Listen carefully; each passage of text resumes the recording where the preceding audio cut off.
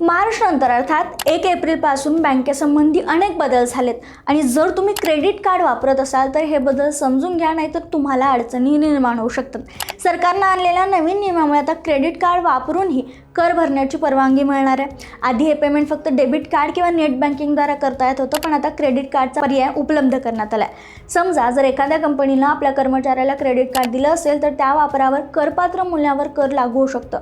मात्र हे कार्ड फक्त कंपनीच्या कामासाठीच वापरलं जात असेल तर कोणताही कर लागणार नाही।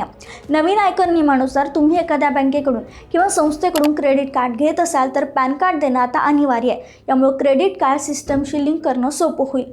तसेच आता क्रेडिट कार्डचं स्टेटमेंट हे पत्त्याचा पुरावा म्हणूनही वापरता येणार आहे। मात्र ते स्टेटमेंट 3 महिन्यापेक्षा जुनं नसावं। आणि आणखी एक महत्त्वाचा नियम करण्यात आला आहे, तो म्हणजे जर एखाद्या व्यक्तीने एका आर्थिक वर्षात त्याच्या क्रेडिट कार्ड बिलावर 1 लाख रुपये किंवा त्याहून अधिक रक्कम भरली तर त्याची माहिती आयकर विभागाला देणं बंधनकारक असेल। त्यामुळे क्रेडिट कार्ड वापरणारा ही रील नक्की शेअर करा।